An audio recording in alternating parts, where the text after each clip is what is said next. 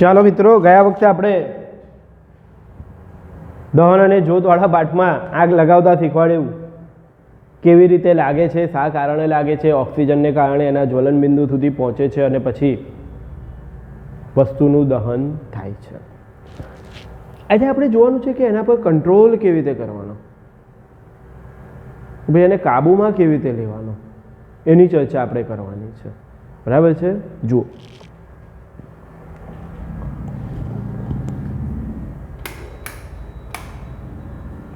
આપણે આગને કઈ રીતે નિયંત્રણ કરીએ. તમે ચોક્કસપણે ઘર, દુકાન કે કારખાનાઓમાં ફાટી નીકળતી આગ વિશે સાંભળ્યું હશે. આગ લાગે, જો તમે આવો કોઈ અકસ્માત જોયો હોય તો તેનું ટૂંકું વર્ણન તમારી નોંધપોથીમાં કરી શકો. કરજો ભાઈ. અનુભવોની સાથીદારો સાથે પણ વાત કરો. અઘરું છે. અગ્નિશામકનો નંબર જાણો છો બધા? જો પાણીને દબાણપૂર્વક ફેરવીને એને ઓલવી શકાય છે. શું કહે છે? તમારા શહેર કે ગામમાં ફાયર બ્રિગેડ સ્ટેશન છે? હોય. આપણા દરેકના મોટા શહેરોમાં, નગરપાલિકામાં હોય છે. જ્યારે ફાયર બ્રિગેડ આવે છે ત્યારે શું કરે છે? તે આગ ઉપર પાણી રેડે છે. હવે પાણી શું કરે છે? તો પાણી જ્વલનશીલ એટલે કે જે સળગતો પદાર્થ છે, જે સળગી શકે તેવો પદાર્થ છે, તેને ઠંડો પાડે છે, જેથી તેના તાપમાનને તેના જ્વલન બિંદુ કરતાં નીચું લાવવામાં આવે છે. કોઈ પણ વસ્તુ ગયા વખતે આપણે ચર્ચા કરી એ પ્રમાણે, દાખલા તરીકે લાકડું કરતાં કાગળ વધારે ઝડપથી સળગે કારણ કે એનું જ્વલન બિંદુ નીચું છે, તો એના કરતાં જે સળગી શકે એના કરતાં જ્વલન બિંદુ શું લઈ આવવાનું? નીચું, જેથી તેના તાપમાનને તેના જ્વલન બિંદુ કરતાં નીચે લાવવામાં આવે, જે આગને ફેલાતી રોકે છે. પાણીની વરાળ અથવા જ્વલનશીલ પદાર્થની આજુબાજુ ઘેરાય છે, જે હવામાંથી મળતા ઓક્સિજનના પુરવઠાને કાપે છે અને તેથી આગ બુઝાઈ જાય છે. એવું કરવામાં આવે છે એટલે આગ શું થાય છે? ઓલવાઈ જાય. આપણે બે વસ્તુ, જ્વલનશીલ પદાર્થની આજુબાજુ ઘેરાઈ જાય અને ઓક્સિજન જે છે એને મળતો નથી. પદાર્થ ક્યારે સળગે છે એની ચર્ચા આપણે ગયા વખતે કરી બેટા, કે પદાર્થ ક્યારે સળગે? જ્યારે એને જ્વલનશીલ પદાર્થ સુધી પહોંચે ત્યારે, જ્વલન બિંદુ સુધી પહોંચે ત્યારે, અને બીજું ઓક્સિજન મળે તો બંનેને અટકાવી દો. તમે શીખ્યા છો કે આગ ઉત્પન્ન કરવા માટે પાયાની 3 જરૂરિયાત. નંબર 1,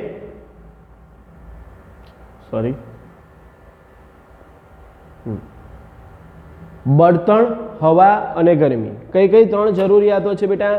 તો બળતણ, હવા અને ગરમી, ત્રણેય બંધ કરી દો. ત્રણેય બંધ કરી દો એટલે આગ ઓલવાઈ જશે. આ જરૂરિયાતોમાંથી કોઈ પણ એકને વધારેને દૂર કરવાથી, એક કે વધારેને દૂર કરી દઈએ, બરાબર છે? કાં તો હું બળતણ જ બંધ કરી દઉં, એ સળગે છે પેટ્રોલને લીધે, પેટ્રોલ નાખવાનું બંધ કરી દીધું, નહીં સળગે. હવાનો જ્યાંથી હવા આવી રહી છે, હવાને લીધે ઓક્સિજન મળે, પણ હવા જ અટકાવી દઉં, નહીં સળગે.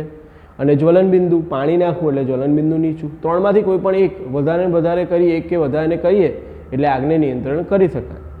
અગ્નિશામકનું કાર્ય એ હવાના પુરવઠાને બંધ કરવાનું અથવા બળતણનું તાપમાન નીચું લાવવાનું છે કે બંને છે. એ બાબતે નોંધવી જોઈએ કે મોટાભાગના કિસ્સામાં, યાદ રાખજો બેટા, બળતણ દૂર કરી શકાતું નથી. બળતણ તો અંદર હોય, એને કઈથી તેલમાં આગ લાગી તો તેલને તમે દૂર કરી શકશો? ના કરી શકો. એટલે એ સંજોગોમાં તમારે જ્વલન બિંદુ ઓછું કરવું પડે અથવા પછી એનો હવા સાથેનો સંપર્ક તૂટવો પડે. જો કોઈ ઇમારતને આગ લાગે તો આખી ઇમારત જ પોતે બળતણ તરીકે છે, એને કેવી રીતે ઓછું કરી શકો? દહનના પ્રકારો.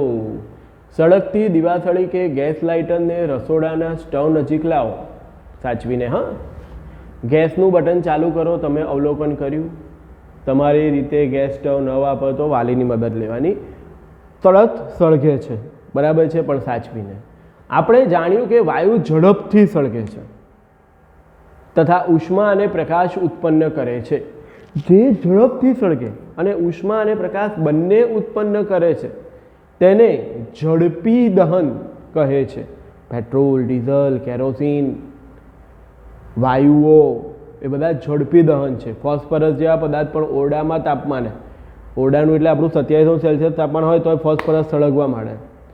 સળગવાના જે પ્રકાર માં પદાર્થ અચાનક કોઈક દેખીતા કારણ વગર જ ભડકો થઈ જાય છે, ભડકો થઈ સળગે છે, તેને સ્વયંસ્ફુરિત દહન પણ કહે છે. કોઈ પણ જાતના દેખીતા કારણ વગર જ ભડકો થઈને સળગવા માંડે તો સ્વયંસ્ફુરિત દહન. તો એક થયું ઝડપી દહન, બીજું છે સ્વયંસ્ફુરિત દહન. બરાબર. દહનના પ્રકારમાં કોલસાના ભૂક્કામાં સ્વયંસ્ફુરિત દહનને કારણે કોલસાની ખીણમાં વારંવાર ભયાનક આગ લાગે. મને ખીણ હોય એમાં માણસો કામ કરતા હોય, મરી પણ જવાય છે. યાદ રાખો, વીજળી પડવાથી મોટાભાગના દાવાનળ માણસની લાપરવાહીને લીધે થાય છે. યાદ રાખવું જોઈએ કે પિકનિકની મુલાકાત લો પછી જંગલમાં તાપણા બાપણા કર્યા હોય ને તેને ઓલવી નાખવાના, નીકળ લેવાઈ જશો. તહેવારોના દિવસોમાં દિવાળી ફટાકડા ફોડો પછી ફૂટે. તહેવારના દિવસોમાં સામાન્ય રીતે આપણે ફટાકડા ફોડીએ છીએ ત્યારે ફટાકડાને સળગાવવામાં આવે છે. આપણે ફટાકડાને સળગાવીને ઉપર પડ્યો પછી કોઈ અવચંડુ હોય તો એ આડું અવડું પણ જવા દે છે. સળગાવવામાં આવે ત્યારે ગરમી, પ્રકાશ અને અવાજની ત્વરિત પ્રક્રિયા થાય છે. આ પ્રક્રિયા દરમિયાન મોટા જથ્થામાં ઉત્પન્ન થતો વાયુ બહાર છૂટે છે. આવી પ્રક્રિયાને શું કહેવાય છે? વિસ્ફોટ. બૂમ. જો ફટાકડા ઉપર દબાણ લગાડવામાં આવે તો પણ શું થાય છે? વિસ્ફોટ. બરાબર છે. તો અહીંયા સુધીનું આપણું દહનની વાત પૂરી થઈ ગઈ કે ભાઈ દહન શું છે. તો આપણે સૌથી પહેલાં ભણ્યા બેટા કે દહન એટલે શું, પદાર્થ કેવી રીતે સળગે છે. પછી આપણે દહન માટે જરૂરી તો બળતણ છે, હવા છે, અને બળતણ, હવા અને ત્રીજું શું હતું? એનો કઈ સુધી એને પુરવઠો મળી રહે છે તે. પછી આપણે એના ઉપરથી જોયું દહનના આગને કેવી રીતે રોકી શકાય. હવે છેલ્લે આપણે ચર્ચા કરી દહનના પ્રકારો. ઝડપી દહન, મંદ દહન કોને કહેવાય? તો આપણા ખોરાકમાં પણ પાચન જે થાય છે ને એ એકચ્યુઅલી દહન છે, પણ એ કયું દહન છે? મંદ દહન. પછી આવે છે જ્યોત. હવે સમજવા જેવું છે, જોજો. જ્યોત તમે જોઈ જ છે, મીણબત્તી. મીણબત્તીની જ્યોત હોય છે, એની આકૃતિ દોરવાની આવશે. એલપીજી, ઘરમાં ગેસ ચાલુ કરો અને ધ્યાનથી જુઓ, દૂર ઊભા રહેજોલા, કયા રંગનું છે? ભૂરા રંગનું છે. આગળના ઝોનમાં તમે મેગ્નેશિયમની પટ્ટીને સળગાવવાનો અનુભવ યાદ કરો. વસ્તુને સળગાવવાનો અનુભવ યાદ ન હોય તો તમે અત્યારે પણ કરી શકો સાચવીને. વસ્તુને સળગાવવાથી જ્યોત ઉત્પન્ન થાય છે કે નહીં તે પણ જોઈ શકાય.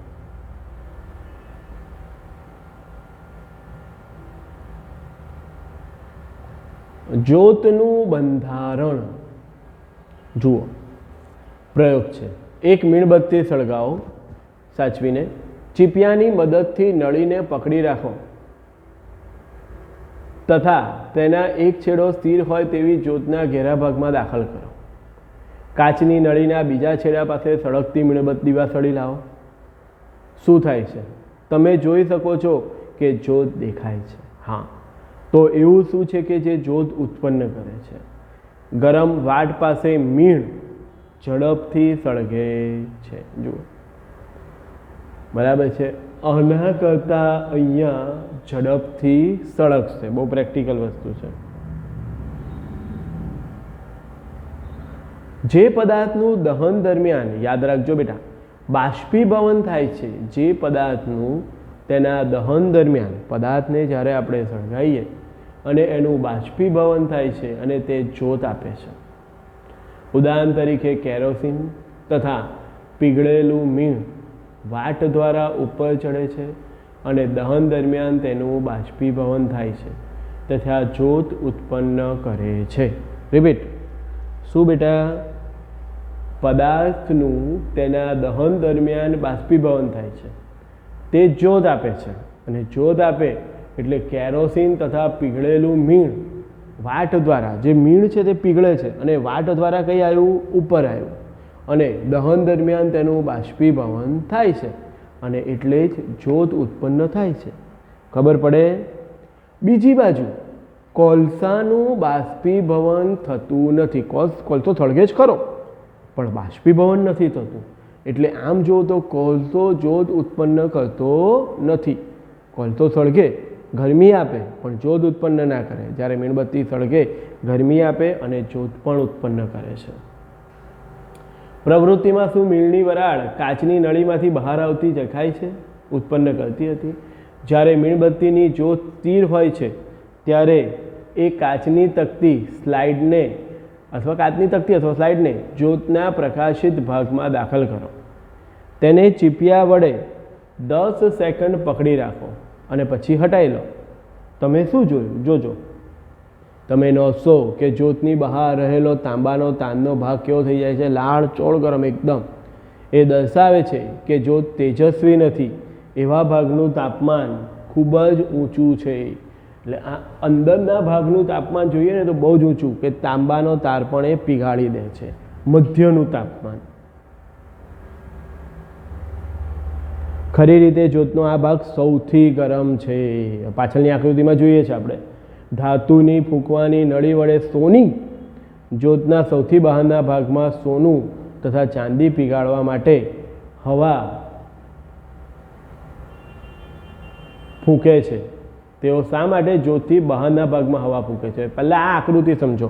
આકૃતિ દોરવાની હશે બેટા, નામ નિર્દેશવાળી આકૃતિ દોરો જ્યોતના વિવિધ ભાગ.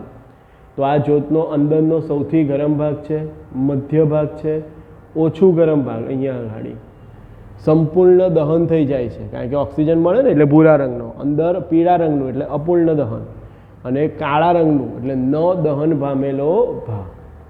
એ જ્યારે અંદરથી ફૂંકે છે ત્યારે એને વધારે ગરમી મળે છે. જો પેટ્રોલ સોરી ક્લિટી રહી ગઈ કે જો આ રહ્યો. બળતણ એટલે શું? યાદ કરો. ઘરેલું ઔદ્યોગિક જરૂરિયાતો માટે ઉષ્મા ઉર્જાના સ્ત્રોત તરીકે લાકડું, કોલસો, પેટ્રોલ, કેરોસીન હોય છે. આવા પદાર્થોને ઈંધણ અથવા બળતણ કહે છે. શું કહેવાય છે? ઈંધણ અથવા બળતણ. એક સારું બળતણ કોને કહેવાય? કે જે સહેલાઈથી ઉપલબ્ધ હોય, સસ્તું હોય, તે મધ્યમ દરે હવામાં સારી રીતે દહન પામતું હોય, ઉષ્મા ઉત્પન્ન કરતું હોય અને કોઈ અનિચ્છનીય પદાર્થો અવશેષ છોડતું ન હોય. હવે આને સીએનજીના ઉદાહરણ તરીકે વિચારો. સીએનજી એ સારું બળતણ કહેવાય? ઉપલબ્ધ છે? હા. થોડું લાઇનમાં ઊભું રહેવું પડે વડોદરામાં, બાકી નહીં. સસ્તું છે? હા. મધ્યમ દરે હવામાં સારી રીતે દહન પામે છે? સારી રીતે દહન પામે છે. મોટા પ્રમાણમાં એની સાથે ઉષ્મા પણ આખું બસ ચાલી શકે એટલી ઉષ્મા ઉત્પન્ન થાય છે અને કોઈ જ હવામાં પદાર્થ છોડતો નથી. આમ સીએનજી એ સારું બળતણ કહેવાય. જો આવું કોઈ બળતણ હોય તો એને શું કહેવાય છે? આદર્શ બળતણ કહેવામાં આવે છે. શું કહેવાય છે એને? આદર્શ બળતણ. કે જે સસ્તું છે, ઉપલબ્ધ છે, મધ્યમ દરે સળગે, ઉષ્મા ઉત્પન્ન કરે, અનિચ્છનીય પદાર્થો ના કરે. આપણે એવું બળતણ વિચારવું જોઈએ કે જે ચોક્કસ ઉપયોગ માટે વધારેમાં વધારે જરૂરિયાતો પૂરી કરતું હોય. બળતણ તેમની કિંમતોમાં જુદા પડે છે. કેટલાક બળતણ અન્ય બળતણ કરતાં સસ્તા હોય છે. કેટલાક એવા પણ બળતણ છે કે જે અન્ય બળતણ કરતાં સસ્તા છે. તમે જાણતા હોય તેવા બળતણની યાદી તૈયાર કરો, તેને ઘન, પ્રવાહી અને વાયુમાં વર્ગીકૃત કરો. બળતણની કાર્યક્ષમતા શું છે? માની લો કે તમને છાણા, કોલસા, એલપીજી જેવા બળતણ આપીને ચોક્કસ જથ્થામાં આપેલું પાણી ઉકાળવાનું કે તો તમે કયું પસંદ કરશો? 100% આપણે કયું પસંદ કરીશું? LPG, liquefied petroleum gas. આપણે ઘરમાં જે વાપરીએ છીએ તે. કેમ? કારણ કે એ ઓછા બળતણમાં વધારે સારી રીતે કામ કરે છે. ના, 1 કિલોગ્રામ બળતણનું સંપૂર્ણ દહન થવાથી ઉત્પન્ન થતી, યાદ રાખજો બેટા વ્યાખ્યા અગત્યની, 1 કિલોગ્રામ પાણીને કિલોગ્રામમાં માપી શકાય, છાણાને 1 કિલોગ્રામ કોલસામાં ઉત્પન્ન થતી, એને બધાને સળગાવવામાં આવે ત્યારે કેટલી ઉષ્મા ઉર્જા, કેટલી ગરમી ઉત્પન્ન થાય છે તે તેનું કેલરી મૂલ્ય કહેવાય. અને બળતણના કેલરી મૂલ્યને કિલો જૂલ પ્રતિ એકમથી દર્શાવવામાં આવે છે. કેટલાક બળતણના કેલરી મૂલ્ય નીચે કોષ્ટકમાં પણ આપેલા છે. જુઓ.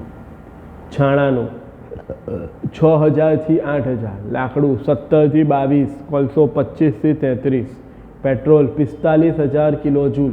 હવે હું પેટ્રોલ લઉં અને છાણા લઉં તો છાણામાં કેટલું બધું જોઈએ, પેટ્રોલ કેટલું ઓછું જોઈએ.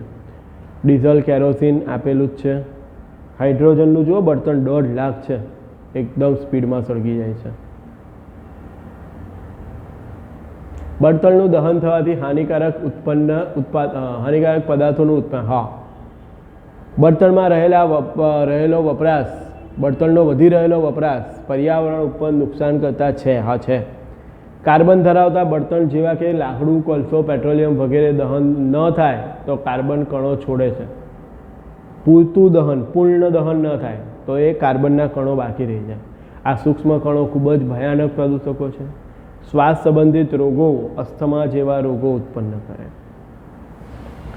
બળતણના અપૂર્ણ દહન સળગાવવાથી કાર્બન મોનોક્સાઇડ વાયુ ઉત્પન્ન થાય, જે પણ કેવો છે ઝેરી, અને બંધ ઓરડામાં જો કાર્બન મોનોક્સાઇડ ઉત્પન્ન થયો તો ખૂબ જ જોખમી છે અને ઓરડામાં સૂતેલા લોકોનું મૃત્યુ પણ થઈ જાય, ખબર બી ના પડે.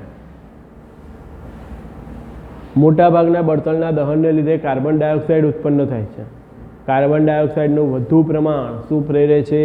ગ્લોબલ વોર્મિંગ, તાપમાનમાં વધારો.